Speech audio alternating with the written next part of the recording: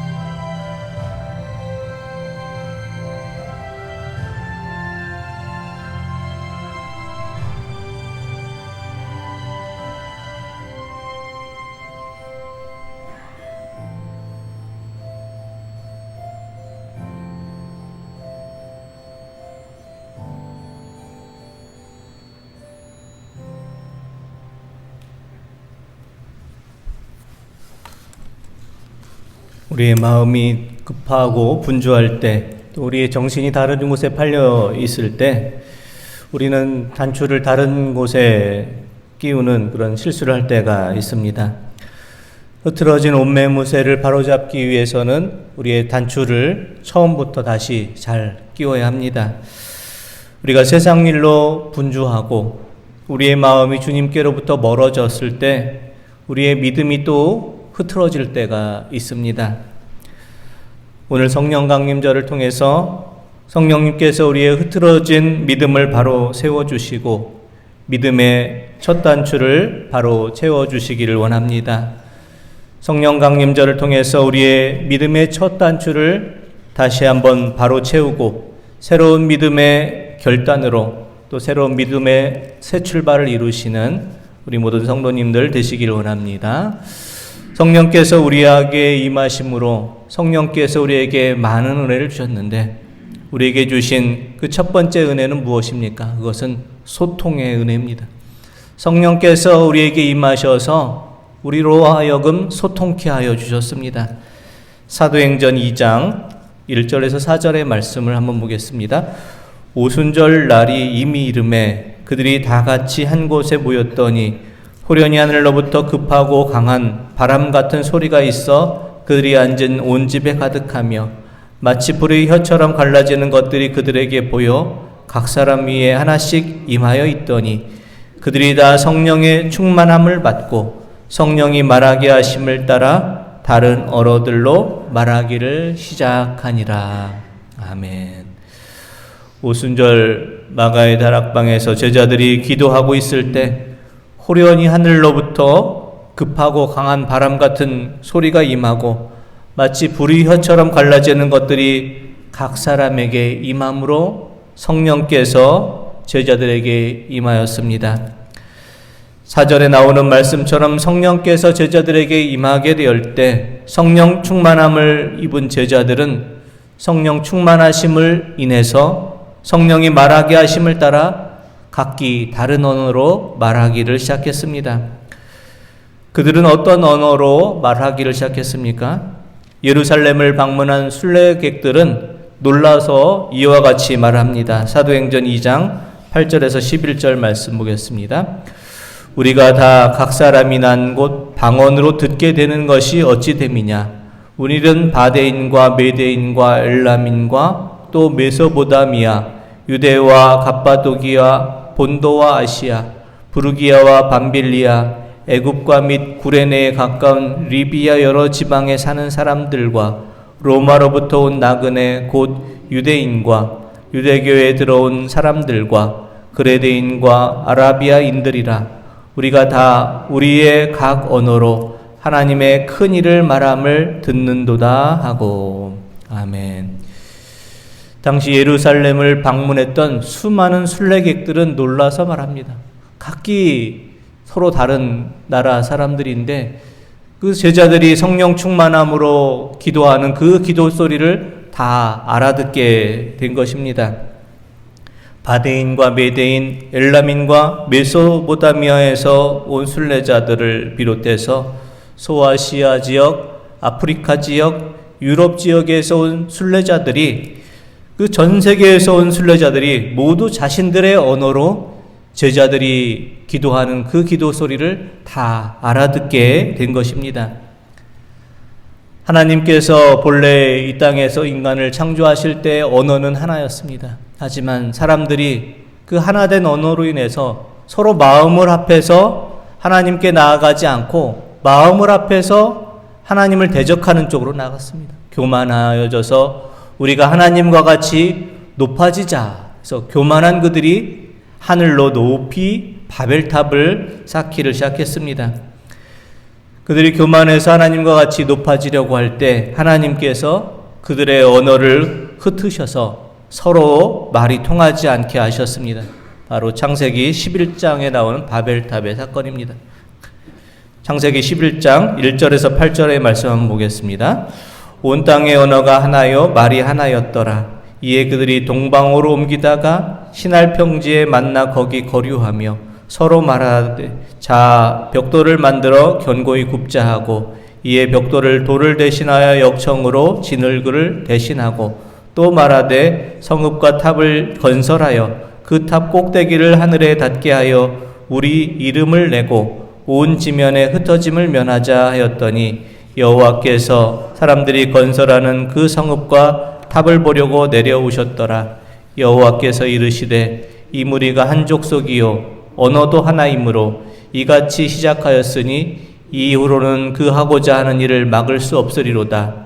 자 우리가 내려가서 거기서 그들의 언어를 혼잡하게 하여 그들이 서로 알아듣지 못하게 하자 하시고 여호와께서 거기서 그들을 온 지면에 흩으셨으므로 그들이 그 도시를 건설하기를 그쳤더라. 아멘. 성령 강림절은 바벨탑 사건으로 인해서 흩어진 언어를 하나로 소통하게 한 그 소통의 역사가 일어난 날입니다. 서로 언어가 다름으로 서로 생각이 달라지고 마음이 달라지고 서로 다툼과 분열이 서로 소통하지 않음으로 일어나게 됐습니다.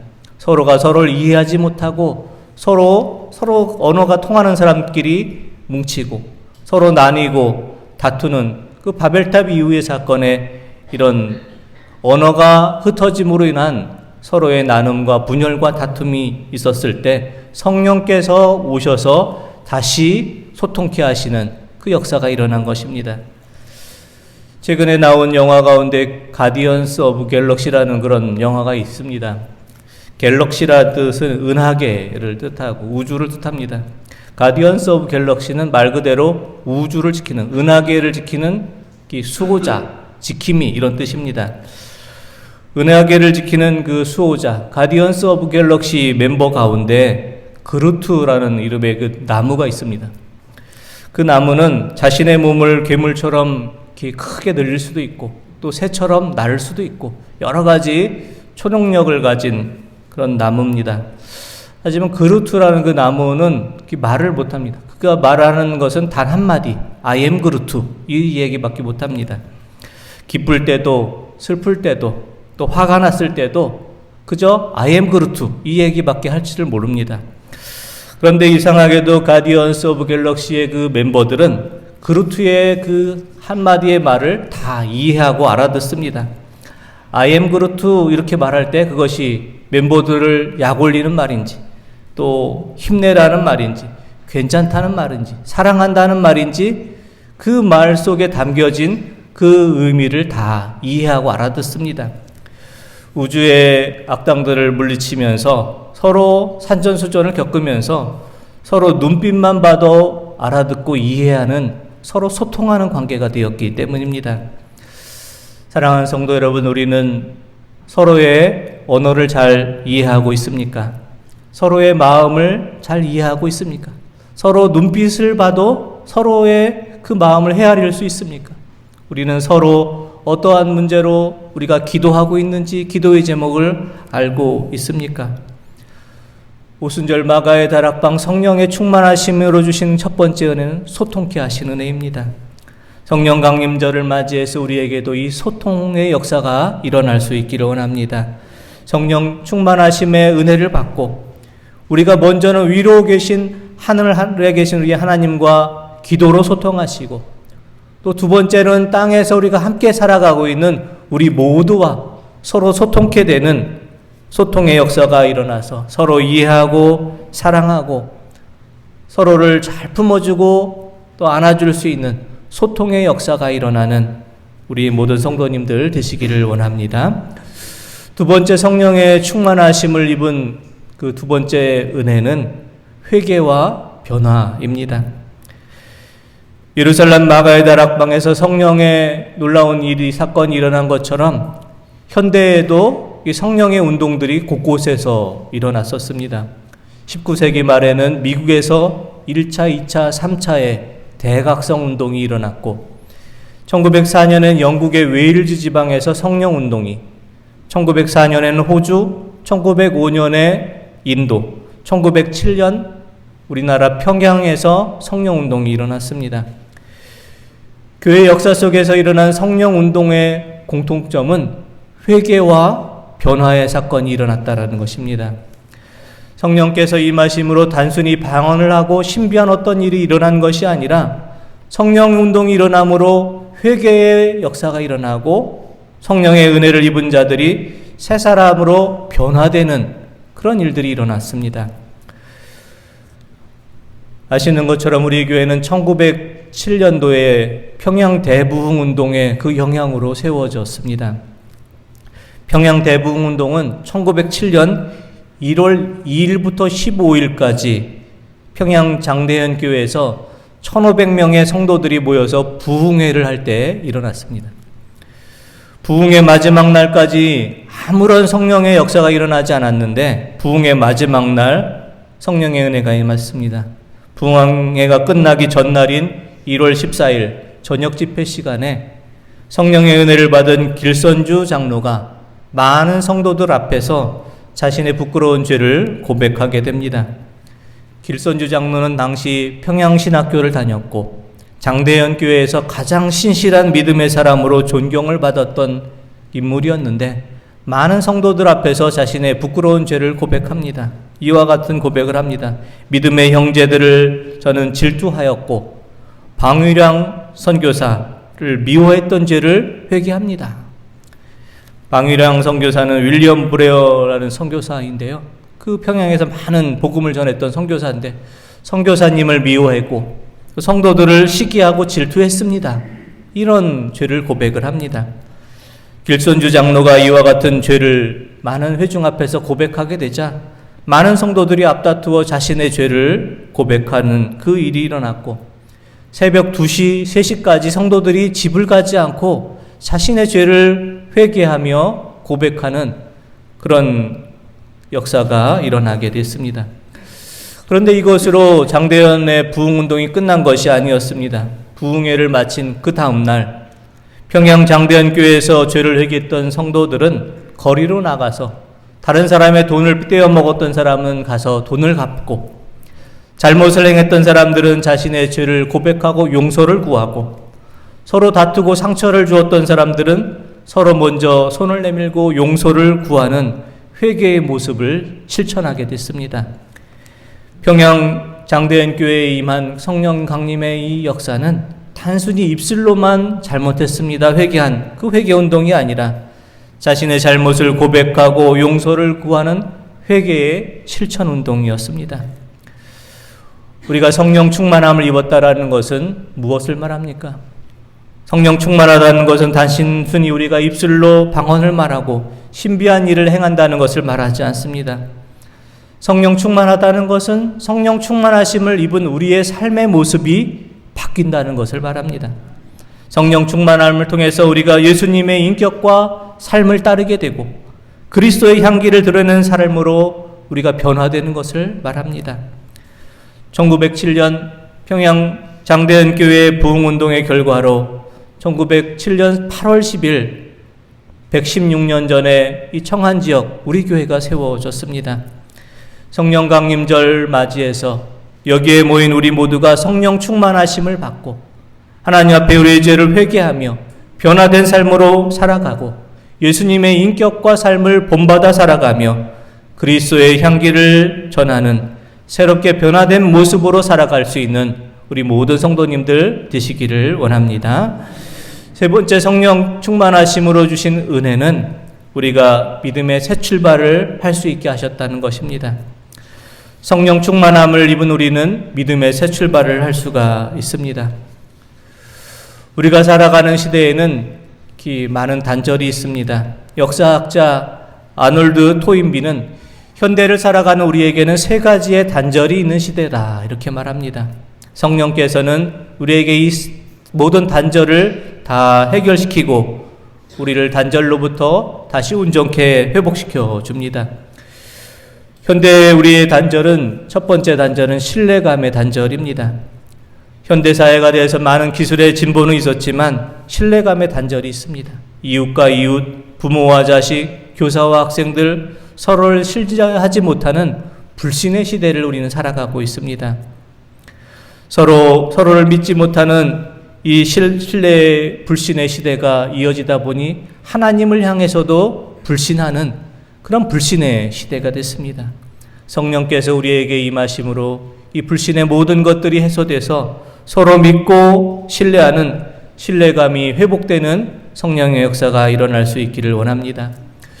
두 번째, 우리는 또한 우리가 겪는 단절은 학문의 단절입니다. 우리가 현대사회에서 빨리 어떤 정보를 얻는 것에는 익숙하지만 가벼운 정보는 쉽게 많이 접하는데 좀 더 깊은 정보, 그 문제의 근원을 살피는 일은 싫어합니다. 대표적인 현상이 우리가 책을 읽지 않습니다. 예전에는 많은 분들이 책을 읽는 모습을 봤는데 요새는 다 가면 스마트폰만 이렇게 하고 있습니다. 가벼운 정보, 쉬운 정보들만 우리가 접하고 깊이 있는 정보는 우리가 귀찮아하고 꺼려합니다. 학문의 단절이 있는 시대입니다. 학문의 단절이 있는 시대에 우리가 하나님의 말씀을 깊이 묵상하고 말씀을 통해서 우리의 신앙이 더 그 깊은 믿음의 세계로 나아갈 수 있기를 원합니다. 우리 교회에는 성경을 읽고 또 필사하는 분들 많이 계십니다. 또 지난주에는 우리 교회 젊은 두 분의 성도님이 교회에 오셔서 성경 필사를 오늘부터 시작했다 이렇게 또 시작하시고 성경 필사하시는 모습 보고 제가 많이 또 은혜도 받았습니다. 우리가 살아가는 이 학문의 단절이 있는 시대, 깊이 사색하고 연구하는 것을 싫어하는 이 시대에 우리가 말씀을 가까이 하며 그래서 살아있고 운동력이 있는 이 말씀을 통해서 우리의 믿음이 더 깊은 믿음의 세계로 나아갈 수 있는 우리 성도님들 되시기를 원합니다. 세 번째, 우리의 시대는 도덕의 단절이 있는 시대입니다. 사람과 사람과의 만남이 나와 너의 만남이 되어야 되는데 나와 그것의 만남이 됐습니다.